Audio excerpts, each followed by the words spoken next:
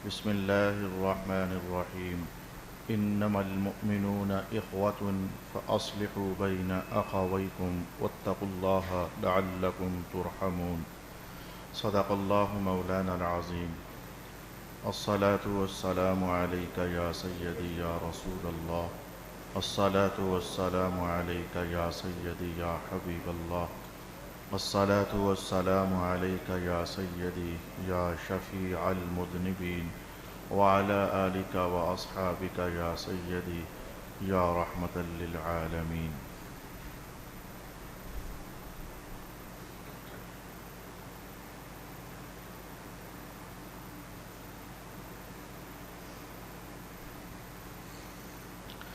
بے شک سب مومن آپس میں بھائی ہیں، تو اپنے بھائیوں میں صلح کرو اور اللہ سے ڈرتے رہو تاکہ تم پر رحم کیا جائے۔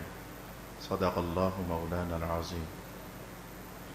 اللہ تعالیٰ کا فضل اور اس کا کرم شامل حال، گزشتہ نشست میں جو وعدہ کیا گیا تھا کہ اللہ تعالیٰ نے ہم سب کا آپس میں ایک تعلق بنایا ہے، اس تعلق کا نام رکھا ہے اخوت، اور جس بنیاد پر یہ تعلق قائم کیا گیا ہے وہ ایمان کی بنیاد ہے۔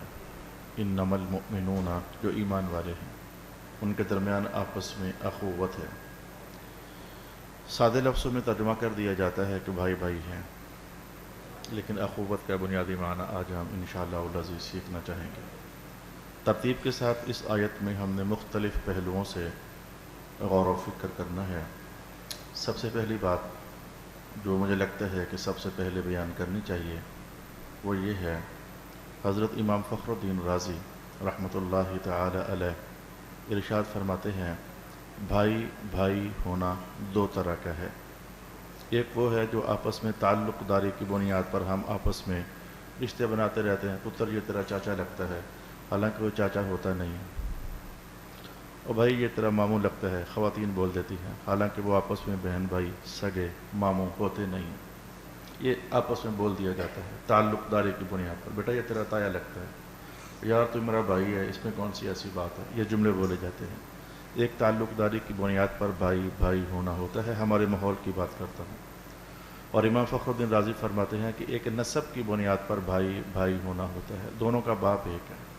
آپ محسوس کرتے ہیں کہ جو باپ ایک ہے کی بنیاد پر دو بھائی ہوتے ہیں، آپ جانتے ہیں کہ ہر کیف ان کا تعلق شدید ہوتا ہے آپس میں بنسبت اس تعلق کے جو تعلق داری کے بنیاد پر ہم ایک دوسرے کے بھائی بھائی کہلاتے ہیں۔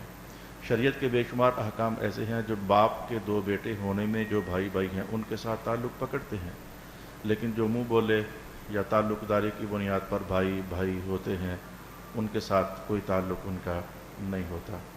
مثال کے طور پر اگر میرے والد گرامی فوت ہو جاتے ہیں، فوت ہو چکے ہیں، اللہ ان کے درجوں میں اضافہ فرمائے، تو ان کی چھوڑی ہوئی جائیداد ہم سگے بھائیوں میں تو تقسیم کی جائے گی، لیکن جو منہ بولے دوست احباب تعلق داری کی بنیاد پر بھائی ہیں ان کو اس میں سے کچھ بھی نہیں دیا جائے گا۔ ایک ہی مثال سمجھانے کے لیے کافی ہے۔ اب امام فخر الدین رازی نے جو سب سے پہلی بحث اٹھائی ہے، میں کہتا ہوں کہ جیسے کہ انہوں نے پوری امت مسلمہ کو بھولا ہوا سبق یاد کرایا ہے، یقین جان لیجیے پوری امت مسلمہ کو بھولا ہوا سبق یاد کروا دی ہے۔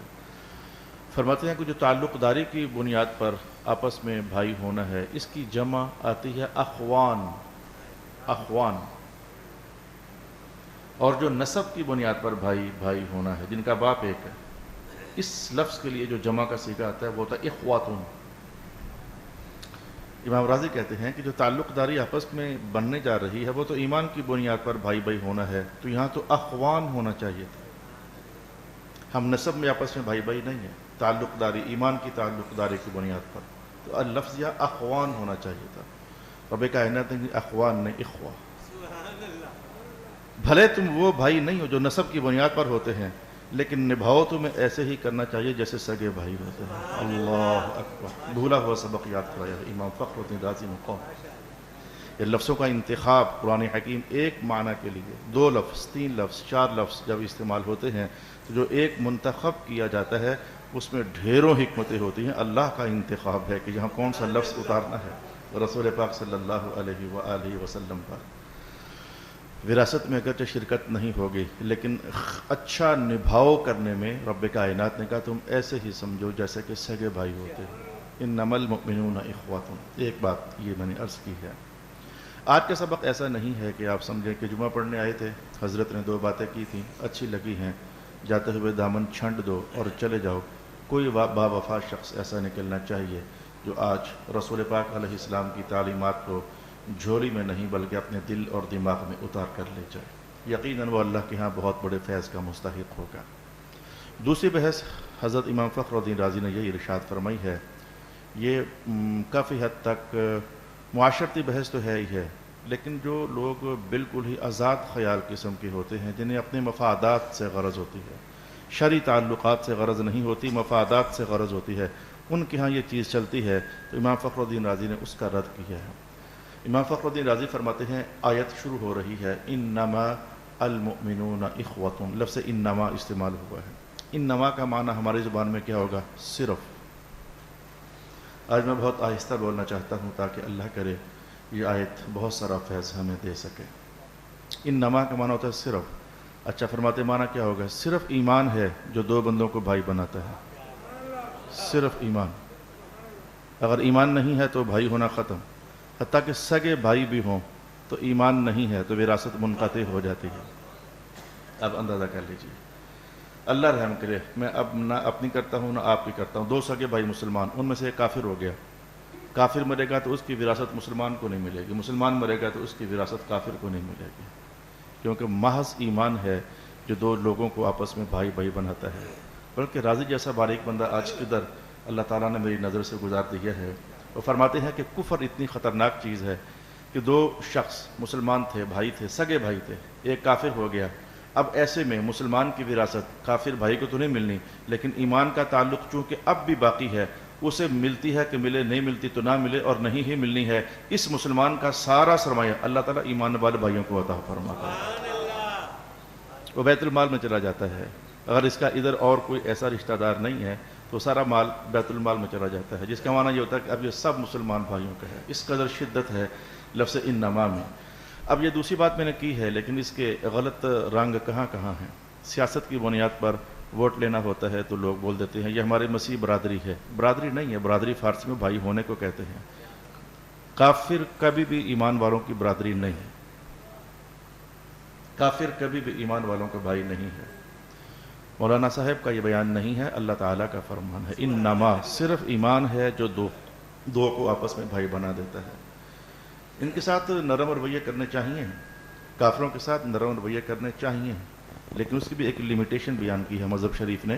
اب اتنا بھی نہیں کہ ان کی عیدوں پر مبارکباد دینے لگ جائے۔ مسیحی برادری ہے، ہماری کوئی برادری نہیں، ہماری صرف ایمان والی برادری ہے۔ ان کی خوشیوں میں شرکت کی جائے، ہرگز نہیں، حد بندی ہے۔ ان کے ساتھ دوستی نبھائی جائے، 3 سپارے سے میں شروع ہوا ہوں کیونکہ وہاں بیان ہوا تھا، لا يتخذ المؤمنون الکافرین اولیاء، ایمان والا کبھی بھی کافروں کو دوست بناتا ہی نہیں ہے۔ تعلق محبت والا، دوستی والا، بھائی والا، اخوت والا، بھائی چارے والا کافروں کے ساتھ کبھی قائم نہیں ہو سکتا ہے۔ دھیان رکھنا چاہیے، بھر کیا وہ کافر ہیں، ہم مسلمان ہیں، مسلمان کو اپنے مسلمان ہونے کے منصب کی عزت کا خیال رکھنا چاہیے۔ یہ آج کی نشست میں دوسری بات تھی جو میں نے کہنی تھی۔ میں تلخ نہ بھی کہوں، سخت نہ بھی بولوں، مجبوری ہے، آج میرے مضامین کچھ زیادہ ہیں، میں چاہتا ہوں کہ ترتیب کے ساتھ اللہ کرے مکمل ہو سکے۔ آج کی نشست کی دوسری بات میں نے آپ کی خدمت میں عرض کر دی ہے۔ اب میں آپ کو عرض کرنا چاہوں گا کہ اخوت ہوتی کیا ہے، جس کی خاطر میں نے آپ کو روک کر رکھا ہوا تھا کہ رب کائنات نے کہا تم سارے آپس میں اخوت ہوتی کیا ہے؟ لا الہ الا اللہ محمد الرسول اللہ صلی اللہ علیہ وسلم۔ میں آپ کو حاصل کلام بیان کر سکتا ہوں، علم اللغت پڑھنے کے بعد حاصل کلام بیان کر سکتا ہوں۔ 2 رسیاں ہوں، ایک رسی بھی مقصد پورا نہ کرتی ہو، دوسری رسی بھی مقصد پورا نہ کرتی ہو۔ مثلاً آپ نے لکڑیاں باندھنی ہیں، کوئی شے باندھنی ہے، ایک رسی ناکافی ہے، اب آپ نے ایک رسی ساتھ اور جوڑ لی، جب دونوں مل گئیں تو لکڑیوں کا گٹھا آپ باندھ سک رہے ہیں، اکیلی نہیں باندھ سک رہی تھی، چھوٹی پڑ گئی تھی، تو 2 رسیوں کو ملانے کے لیے آپ نے گنڈ مار دی، ان کو جوائنٹ کر دیا۔ جب وہ جڑی ہیں، وہ جو جوڑ ہے جس نے 2 کو 1 کر دیا ہے، اس جوڑ کو عربی زبان میں اخوت کے ساتھ تعبیر کیا جاتا ہے۔ معنی یہ تھا کہ جب تک یہ جوڑ نہیں تھا وہ بھی ادھوری تھی، یہ بھی ادھوری تھی۔ وہ بھی بے فائدہ تھی، یہ بھی بے فائدہ تھی. اب گنڈ لگ گئی ہے، بھلے تھوڑی دیر پہلے تم بے فائدہ تھے، لیکن اکٹھے ہو جاؤ گے تو اللہ تمہیں اس کے لیے فائدہ مند بنا دے گا، اسے تمہارے لیے فائدہ مند بنا دے گا. کم لفظوں کے اندر آج میں کہتا چلا جا رہا ہوں، یہ بھی اللہ تعالیٰ کی مدد ہے. احساس میں اتار لینا چاہیے، یہ بات احساس میں اتار لینی چاہیے. ہر مسلمان دوسرے مسلمان کے بغیر ادھورا ہے، کوئی مسلمان ایسا ہے ہی نہیں ہے. یعنی ہم اپنے دور کی بات کرتے ہیں، وغیرہ سرکار دو عالم کو ساتھ بحث میں نہ لایا کرو. بعض اوقات ایسے تم اٹھا کر کے بڑی شخصیات کو اور بڑی ہستیوں کو بحث میں لے آتے ہو. وہ ماورا ہیں ہمارے سب ماحول سے، ماحول کے تعلقات سے ماورا ہیں. نبیوں کا معاملہ اور ہے، لیکن میں کہتا ہوں کہ ہمیں سمجھ جانا چاہیے کوئی مسلمان دوسرے مسلمان سے مستغنی ہو کر زندگی گزارے ہو ہی نہیں سکتا. کہیں نہ کہیں اللہ تعالیٰ نے ایک کا دوسرے کے ساتھ کوئی کام روکا ہوا ہے جو اسے ہی کرنا ہے یا اس جیسے کسی اور نے کرنا ہے، یا اللہ تعالیٰ نے ایک نظام بنایا ہوا ہے. اسی بات کو بیان کرنے کے لیے رب کائنات نے ارشاد فرمایا ہے ان سعیکم لشتیٰ. ہم نے جو زندگی گزارنے کے لوازمات ہیں اور کوششیں ہیں، حاجت مندیاں ہیں، یہ بانٹ دی ہیں تم میں. کوئی درزی بن گیا ہے، کوئی سبزی کاشت کرنے والا بن گیا ہے، کوئی اناج بیچنے والا بن گیا ہے. اگر میں کہتا ہوں حتیٰ کہ امیر بھی محتاج ہے غریب کا، غریب محتاج ہے امیر کا.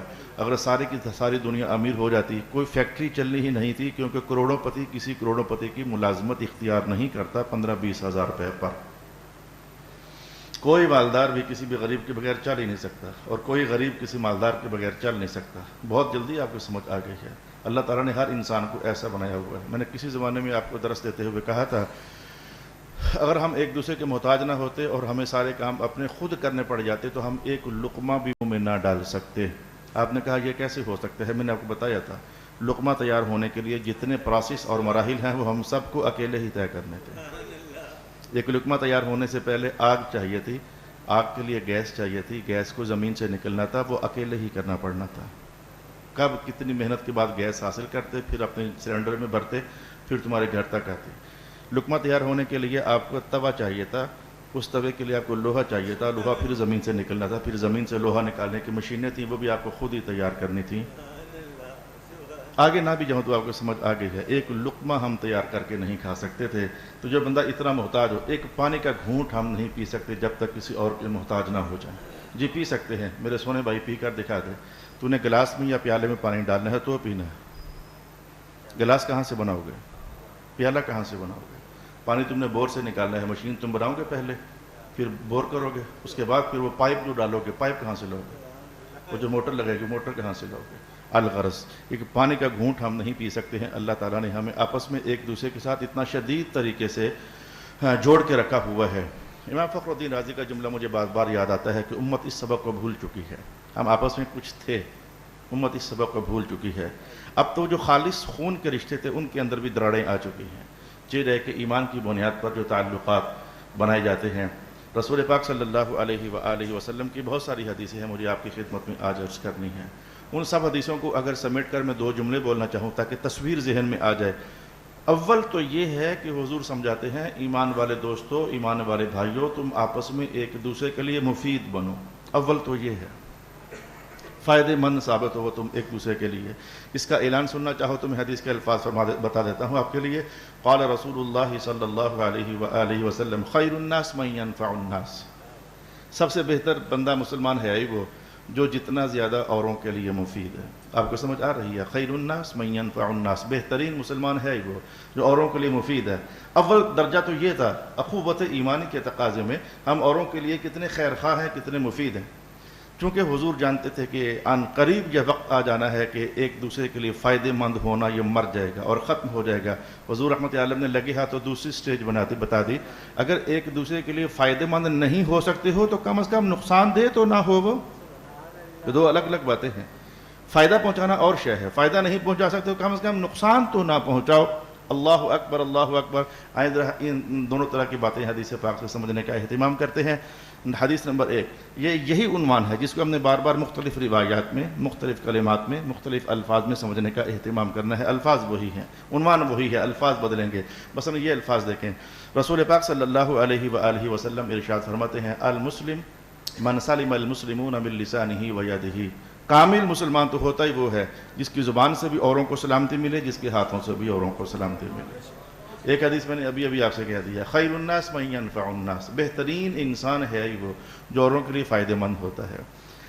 میں دوسری حدیث کے الفاظ کہتا ہوں، قال رسول اللہ صلی اللہ علیہ وآلہ وسلم المؤمن من یأمن جارہ بوائقہ، بہترین مومن، کامل ترین مومن وہ ہوتا ہے کہ جس کو اللہ تعالیٰ یہ سعادت دیتا ہے کہ اس کے پڑوسی اس کے شر سے محفوظ رہتے ہیں، تنگ نہیں کرتا ہے، فائدہ مند ہوتا ہے، مفید ہوتا ہے، تنگ نہیں کرتا ہے۔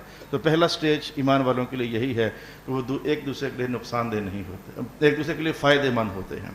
جہاں تک ممکن ہو سکے اللہ کی مخلوق کو فائدہ دے دو۔ لا الہ الا اللہ محمد رسول اللہ، رسول پاک علیہ السلام نے ایک اور دن اعلان کیا تھا، تم جانتے ہو کہ تم سب اللہ کے کیا لگتے ہو؟ ٹھیک ہے کہ بندے لگتے ہیں، یہ تمہیں پتہ ہے، لیکن آج ایک اور تعلق بھی حضور فرما رہے، جانتے ہو تم اللہ کے کیا لگتے ہو؟ جو حضور فرما دیں میں الخلق عیال اللہ، جتنے بھی مخلوق ہیں یہ اللہ کے کنبے والے ہیں۔ حالانکہ اللہ کنب و قبیلوں سے پاک ہے، لیکن حضور آپ جانتے ہیں قرآن اور سنت انسانی لہجوں اور ماحول سے قریب آ کر بات کرتے ہیں، قریب آ کر جو باتیں، جو مضمون انسان کے ذہنوں میں پہلے سے چل رہا ہوتا ہے اسی کو اٹھان دے کر کے ایک ہلکے سے نیا نتیجہ قرآن سامنے لے آتا ہے۔ تم سب اللہ کے قبیلے والے ہو، تمہارا یہ تھا کہ جب اللہ کے قبیلے، اللہ کے کنبے والے ہو، عیال اللہ، تم سب اللہ کی عیال ہو، اہل و عیال، اہل و عیال، تم اللہ کی عیال ہو، تو لہذا عیال والے آپس میں جب اچھا سلوک کرتے ہیں، جو عیال کا مالک ہے تو اس کے نتیجے میں تمہارے ساتھ اچھا سلوک فرمائے گا۔ یہ سب سے بہترین تعلق رسول پاک علیہ السلام نے قائم فرما دیا۔ اگر میں اس تعلق کی میں حدیث مکمل کر لوں، یقین جانو کہ حیرت گم ہو جاتی ہے، وہ حیرت میں تھوڑی دیر کے بعد گم کر رہوں گا، میں یہ حدیث مکمل کر لوں تو کامل مومن وہ ہے جس کا پڑوسی اس کی مصیبتوں سے محفوظ ہوتا ہے، اس کے شروں سے محفوظ ہوتا ہے۔ اور اس پڑوسی کو تو رسول پاک علیہ السلام نے یہاں تک فرما دیا، کسی بندے کے مرنے سے 1 سال پہلے بھی اگر پڑوسی نے کہہ دیا بندہ اچھا تھا، 1 سال کا، میں نے حدیث کے الفاظ پڑھے، بڑا خوش بھی ہوا، حیرت بھی ہوئی کہ 1 سال کا حضور نے فرما دیا۔ زندگی جیسے بھی گزر گئی، لیکن حضور فرماتے ہیں کہ اگر 1 سال پہلے بھی مرنے سے کسی کے پڑوسی نے کہہ دیا نا یہ بندہ بہت اچھا تھا، تو حضور فرماتے ہیں کہ اس کے لیے جنت کی ضمانت سمجھو کہ ہو گئی ہے، اللہ نے اسے بخشنے کا اہتمام کر لیا ہے۔ یہ سارا کچھ کیا ہے؟ تم ایک دوسرے کے لیے فائدہ مند بننے کا اہتمام کرو۔ رسول پاک علیہ السلام نے اسی عنوان کو ان کلمات میں بھی ارشاد فرمایا ہے، مسلمان سارے کے سارے ایک جسم کی مانند ہی تو ہیں، آنکھ میں درد ہو تو پورا جسم سکھ میں نہیں رہتا، بے چین ہو جاتا ہے، بخار چڑھ جائے تو پورا جسم بیدار رہتا ہے، یا آنکھ میں درد ہو تو باقی سارا سو جاتا ہے، صرف آنکھ ہی جاگتی رہتی ہے، یا اگر سر میں درد ہو تو باقی سارا سو جاتا ہے جسم اور صرف سر ہی جاگتا رہتا ہے۔ نہیں نا، رسول پاک علیہ السلام نے کہا کہ ایک مسلمان دوسرے مسلمان بھائی کا دکھ بانٹنے والا ہوتا ہے۔ نظام زکوٰۃ کس لیے قائم کیا گیا؟ اکیلے نہ کھلاؤ، اوروں کو بھی کھلاؤ۔ کچھ باتیں ہوتی ہیں کبھی انہیں کسی اور اینگل سے بھی سوچنا چاہیے۔ نظام فطرانہ کس لیے قائم کیا گیا؟ صرف خود ہی خوشیاں نہ اڑاؤ عید کی، کسی اور کی بھی خوشیوں میں شامل کرو۔ قربانی کا اہتمام کیوں کیا گیا؟ حالانکہ پرانے دور میں تو یہ ہوتا تھا، پرانی امتوں میں اور پرانی ملتوں میں اور پرانے ادیان میں تو یہ ہوتا تھا کہ ذبح کرنے کے بعد وہ گوشت انسان ایک بوٹی بھی نہیں کھا سکتے ہوتے تھے، ایک بوٹی بھی نہیں کھا سکتے ہوتے تھے۔ آسمان سے آگ نازل ہوتی تھی اور وہ گوشت کو جلا کر کے راکھ کر دیتی ہوتی تھی۔ عجیب و غریب نظم و ضبط تھا، لیکن اللہ کا دیا ہوا تھا۔ لیکن ہمارے لیے رب کائنات نے، رسول پاک علیہ السلام نے کیا فرما دیا؟ ایسا کرو 3 کو دن کھا سکتے ہو جتنا اتنا سنبھال لو، باقی بھائیوں کو کھلاؤ۔ سبحان اللہ! یہ کیا تھا؟ یہ ہے اخوت۔ اب بھائیوں کو کھلاؤ، یہ اخوت ہے، تو تاکہ ایک دوسرے کے لیے زیادہ سے زیادہ مفید بنا جا سکے۔ خیر الناس من ينفع الناس، یہ کلمات آپ نے سنے ہیں، پہلے بھی سنے تھے، لیکن بات یہ کہ وفا کہاں ہے؟ بات یہ کہ اطاعت کہاں ہے؟ بات یہ ہے کہ لبیک یا رسول اللہ صرف نعروں تک ہے، عملی طور پر لبیک یا رسول اللہ کہاں ہے؟ میں سب مسلمانوں کو مخاطب کرتے ہوئے عرض کرتا ہوں، عملی طور پر لبیک یا رسول اللہ آپ نے فرمایا تھا مسلمانوں کے لیے فائدہ مند ہونا ہے، لبیک یا رسول اللہ حاضر ہوں، وہ کہاں ہے عملی طور پر؟ میں آپ کو بھولا ہوا سبق یاد کرانے آیا ہوں۔ نعروں کی دنیا میں نعرے تو بڑا بندہ مار لیتے ہیں، لیکن بات یہ ہے درویش آدمی، مجھے اپنے استاد گرامی کا بھولا ہوا سبق یاد آتا ہے جو مجھے بھول چکا تھا، اچانک یاد آ گیا ہے۔ حضرت شاہ صاحب فرماتے ہیں کہ بات یہ ہے کہ یہ درویشی پھٹے کپڑوں کا نام تو ہے ہی نہیں ہے، جان بوجھ کر پیبند والی ٹاکیاں 40 50 100 200 لگا لو تو میں درویش ہو گیا ہوں، یہ شے کا نام تو ہے ہی نہیں ہے۔ درویشی تو رویوں کا نام ہے، درویشی تو کردار کا نام ہے، درویشی تو یہ ہے کہ کون کس کے لیے کتنا زیادہ مفید ہے۔ رسول پاک علیہ السلام نے اعلان نہیں کیا خیرکم من تعلم القرآن وعلمہ، بہترین آدمی ہے وہ جو پہلے قرآن سیکھتا ہے پھر سکھاتا ہے۔ یہ سکھانے کے اندر آپ سمجھ نہیں آتی ہے کہ سکھانے کے اندر کیا چیز ہے جو حضور فرماتے ہیں، یعنی ایک دوسرے کے لیے بہت زیادہ فائدہ مند ہونا، اس بات کی تعلیم اور درس رسول پاک صلی اللہ علیہ وآلہ وسلم ارشاد فرماتے ہیں۔ اب میں ایک حدیث میں جا کر کے کہیں جو میں حصہ بیان کر رہا ہوں اخوت کا، وہ ہے اگلے آدھے حصے میں، لیکن بیان میں حضور پاک علیہ السلام نے دوسرے عنوان کو پہلے بیان کر دیا، اور آپ کی اس میں بھی حکمت تھی، اس میں بھی حکمت تھی۔ میں بتا دیتا ہوں، میں ذرا اپنے مضمون کو کمپلیٹ کرنے کے لیے جو حدیث کا باقی آدھا حصہ ہے اسے پہلے بیان کرنے لگا ہوں، کیونکہ میں نے ٹاپک یہ چھیڑا ہوا ہے کہ اخوت کا تقاضا یہ ہے کہ ایک دوسرے کے لیے مفید بنو، فائدہ مند بنو۔ مثلا رسول اللہ صلی اللہ علیہ وسلم فرماتے ہیں من فرج کربۃ عن اخیہ فرج اللہ عنہ کربۃ من کربات یوم القیامہ۔ جو مسلمان بھائی دوسرے کی کوئی تکلیف دور کرتا ہے تو اللہ تعالیٰ اس کے نتیجے میں اس مسلمان کی قیامت کی تکلیفوں میں سے تکلیف دور فرمائے۔ فائدہ مند بنو، میں آپ کو بار بار اس بات کا احساس دلاتا ہوں۔ کاٹنا، کھا جانا، گرا دینا، لیگ پولنگ، کنڈ کے پیچھے باتیں کرنا اور اس کی عزت کو پائمال کرنا، پگڑیاں اچھالنا، یہ تو کہیں بھی نہیں ہے۔ پہلا مرحلہ ہی اخوت ایمانی کا یہ ہے، ایک دوسرے کے لیے فائدہ مند بنو۔ خود رسول پاک علیہ السلام نے اپنے آپ کو نمونہ بنا کر امت کے سامنے پیش کر دیا۔ سرکار دو عالم علیہ السلام فرماتے ہیں اگر میں ایک مہینے بھر کے روزے مسجد حرام میں رکھوں، ایک مہینے بھر کا اعتکاف مسجد حرام میں کروں، جو اللہ تعالیٰ اجر اور ثواب مجھے دے گا وہ ایک طرف، اور ادھر ایک مسلمان آ کر مجھ سے کہے یا رسول اللہ میرا یہ کام ہے، کچھ مہربانی ہو سکتی ہے، تو حضور فرماتے ہیں اسے چھوڑا جا سکتا ہے لیکن اسے نہیں چھوڑا جا سکتا۔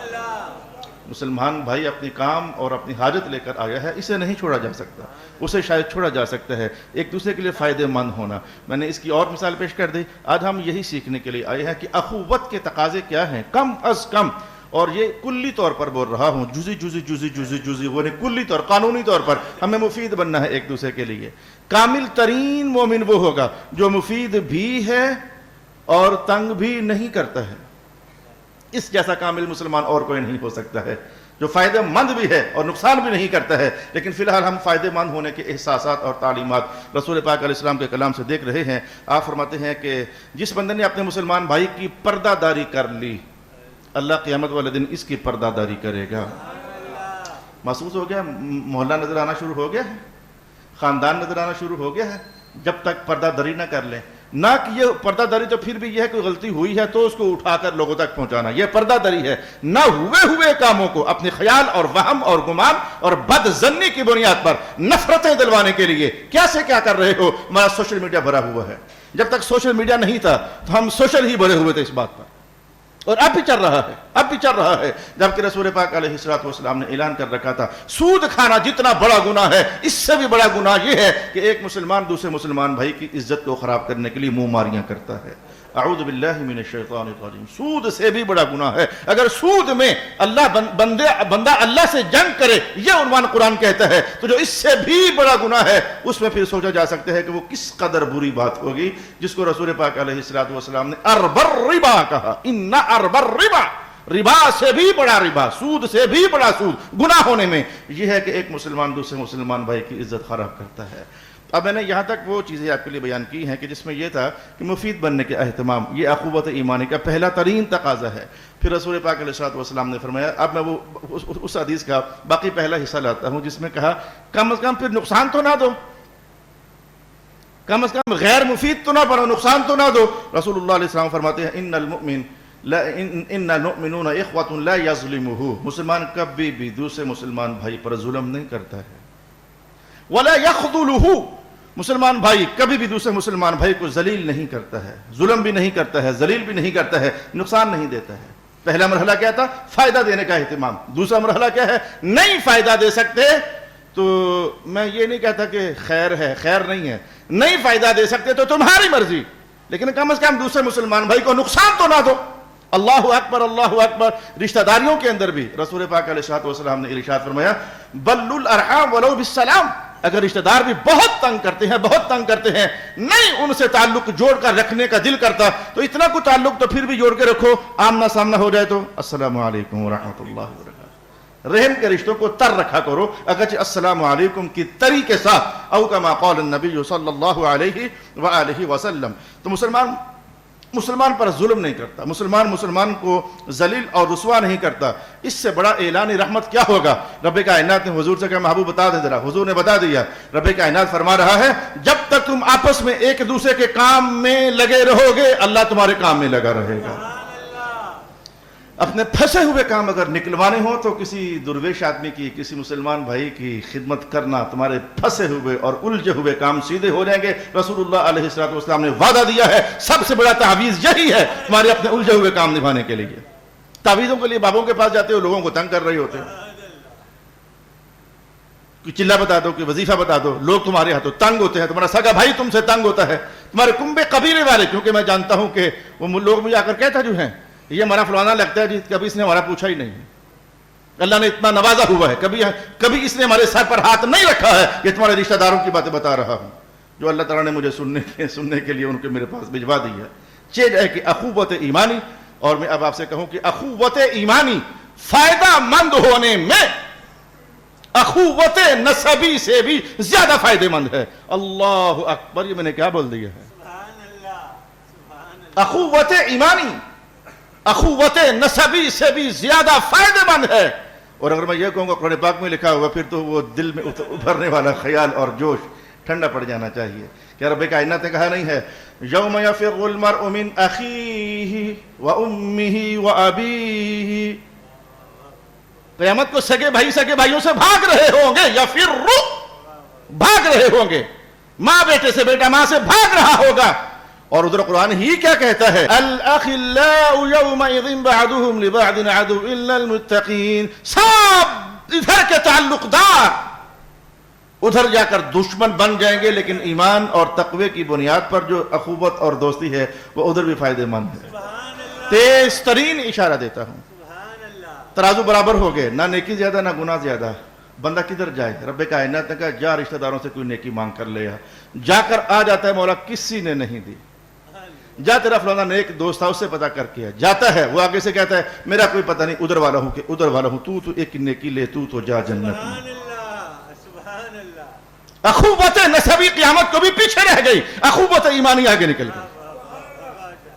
پھر رب کائنات نے بھی اللہ ہے، ان اللہ لا یضیع، اللہ کسی کا کچھ ضائع کرتا ہی نہیں، اس کی شان ہی نہیں ہے، ضائع نہیں کرتا ہے۔ من یعمل مثقال ذرۃ خیرا یرہ، ذرہ بھی ہوگا تو اللہ خیر بنا کر سامنے لائے گا۔ رب کائنات نے بھی آواز دی اپنی شان کے ساتھ، اوہ اس بندے کو تو حساب کر کے معاف کیا ہے، جو تو نے ایک نیکی کر کے سے بھلا کیا ہے، ادا اچھی لگی تجھے بغیر حساب کے معاف کر دیتے ہیں۔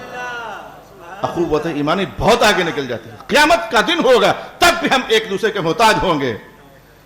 ہاں ایک تو میں نے یہی بتا دیا، شفاعت کے مراحل میں کیا حجاج کرام کو رب کائنات نے شفاعت کا اذن نہیں دینا، حافظوں کو نہیں دینا، شہیدوں کو نہیں دینا، علماء کو نہیں دینا، دینا ہے۔ قیامت والے دن بھی بعض بندوں کو دوسرے بعض بندوں کا، حتیٰ کہ قیامت والے دن سرمایہ داری والی طاقت ختم، کوئی غریب قیامت والے دن کسی مالدار کا محتاج نہیں ہوگا، لیکن جو اہل تقوی ہیں، اہل بصیرت ہیں، اہل نور ہیں، اہل قرب ہیں، اہل درجات ہیں، اہل وفا ہیں، اہل صدق ہیں، کوئی حاجی ہوگا، کوئی حافظ ہوگا، کوئی عالم ہوگا، ادھر بھی ان کے پاس جانا پڑے گا اور جا کر خیرات میں۔ مجھے تو رسول پاک علیہ السلام کا جملہ یاد آ گیا، آپ نے فرمایا کہ یہ جو اہل علم لوگ ہیں، یہ اگر لوگ جنت میں بھی چلے جائیں نا تو میرے دین علم کی یہ برکت ہے کہ جنت میں جا کر بھی لوگ علماء کے محتاج ہوں گے۔ اللہ اکبر، یا میرے اللہ تعالیٰ سرکار دو عالم نے کتنی شان والی بات بتا دی ہے، جنت میں جا کر بھی تم محتاج ہوگے علماء کے۔ تو ضرور وضاحت فرما دیں ذرا۔ اللہ اکبر، رسول اللہ علیہ السلام فرماتے ہیں کہ اللہ تعالیٰ اہل جنت کو فرمائے گا مانگو بھی کیا مانگتے ہو؟ آپ بندے کے پاس سارا کچھ ہے، مانگے کیا؟ سارا کچھ ہے، ادھر کیا ہے جو نہیں ہے؟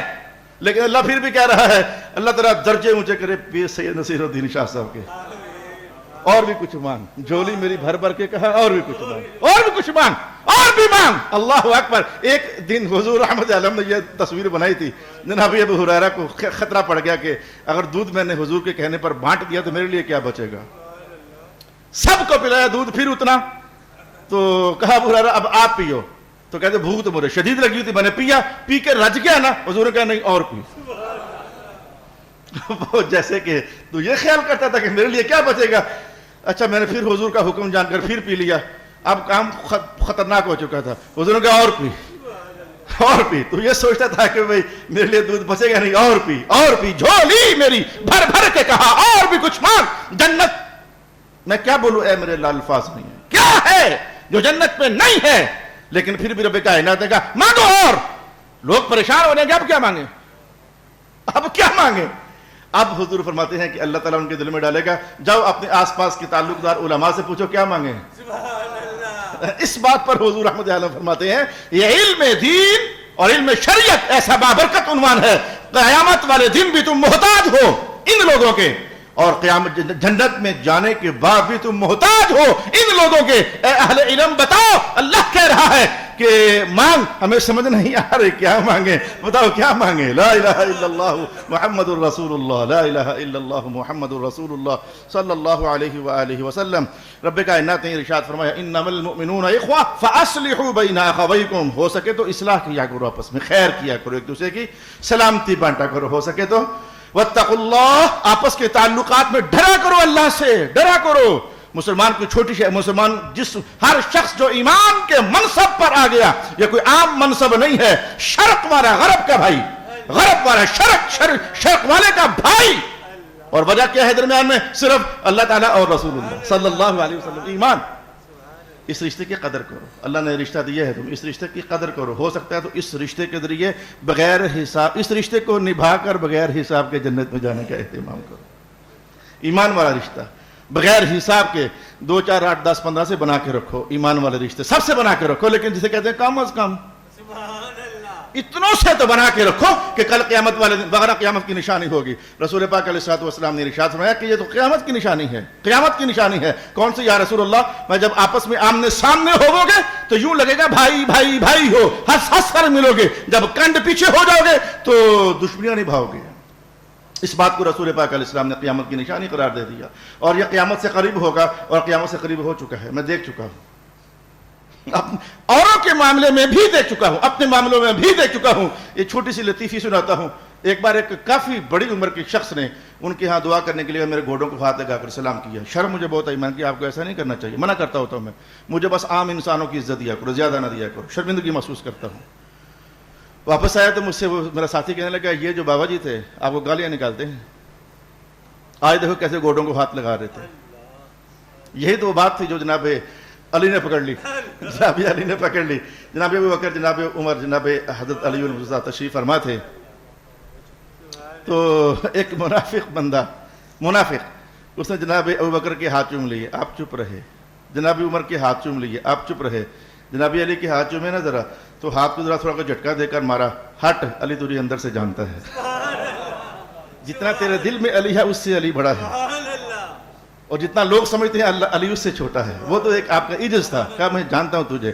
تو ایسے لوگ ہیں کہ جو سامنے آئیں گے تو بھلے جیسے تیسے سلام کر لیں، لیکن جب وہ پیٹھ پیچھے ہوتے تو وہ دشمنی نبھانے سے باز نہیں آتے۔ یہ قیامت کی نشانی ہے، اور یہ رسول اللہ علیہ الصلوۃ والسلام نے یہ کہہ کر کوئی خراج تحسین پیش نہیں کیا ہے، آپ کو سمجھ آنی چاہیے، قیامت کی نشانی بیان کیا ہے۔ انما المؤمنون اخوہ۔ اپنے وقت میں رہتے ہوئے کوشش تو میں نے کافی ساری کی ہے کہ اللہ کرے آج اس عنوان کو ہم سیکھ جائیں اور نبھا سکیں صلی اللہ علیہ وآلہ وسلم۔ جو میں نے پہلے کہا تھا اخوت کیا ہے؟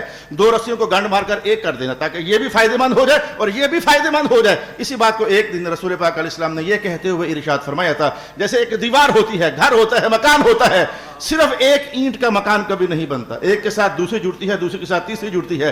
تکمیل مکان میں، تکمیل دیوار میں ہر اینٹ کا اپنا الگ کردار ہے، ایک ایک کر کے اینٹیں نکال دو، گھر باقی نہیں رہتا ہے، دیوار باقی نہیں رہتی ہے۔ ایمان کا رشتہ ایسا ہوتا ہے۔ رسول پاک علیہ الصلوۃ والسلام نے یہ فرمایا، اور یہ نصیحت مجھے آج کرنی تھی اور کرنے لگا ہوں۔ جناب حضرت علی فرمایا کرتے تھے جو تمہیں بہت تکلیف تھے نہ باز آئے، تعلق توڑنے کے بعد پھر بھی نہیں کرتے، تم اس کی زندگی سے نکل جاؤ، بس جو تمہیں بہت تکلیف تھے اس کی زندگی سے نکل جاؤ، لیکن جس کی زندگی سے نکل جاؤ تم اسے تکلیف نہ دینا۔ رسول پاک علیہ السلام نے ہم محراب والوں کو خاص کر کے کہا، کیونکہ ہمارے ساتھ لوگوں کی دشمنیاں چلتی رہتی ہیں بلا وجہ، ہم محراب والوں کو کہا جب تک لوگ تمہاری طرف متوجہ رہے تم متوجہ رہو، جب لوگ رخ پھیر لے تم اپنا رخ پھیر کر اپنے حجرے میں چلے جاؤ۔ حضور کی اس حدیث کو ہمیشہ ہر محراب نشین کو سامنے رکھنا چاہیے۔ آج کے ہاتھ چومنے والے کل تک دشمنیاں کرتے ہیں، میں جانتا ہوں میرے ساتھ کون کون دشمنی کر رہا ہے، مجھے غرض بیان کرنے سے نہیں، حضور کا حدیث کا فرمان کہنے سے غرض ہے، جناب علی کا فرمان کہنے سے غرض ہے کہ جو تمہیں اذیت دے زندگی سے نکل جاؤ۔ کیا ضرور لو صدقوا اللہ لکان خیر لہم، اتنی منتیں، اتنی سماجتیں، اتنا آگے پیچھے ہونا، کہیں اللہ کے ساتھ تم ایسا ہوا ہوتے اللہ تمہیں خیر عطا فرما دیتا۔ لوگ کبھی راضی نہیں ہو سکتے، میری بات لکھ لو، یہ میری بات نہیں ہے، لوگ کبھی راضی نہیں ہو سکتے، تم لوگوں کو راضی کرنے کے لیے پیدا بھی نہیں ہوئے ہو، تم اللہ کو راضی کرنے کے لیے پیدا ہوئے ہو، جہاں تک کوئی نبھاؤ رکھتا ہے نبھاؤ، وغیرہ تمہارا حجرہ کافی ہے تمہارے لیے۔ رسول پاک علیہ الصلوۃ والسلام کا فرمان علی شان، وآخر دعوانا الحمدللہ رب العالمین۔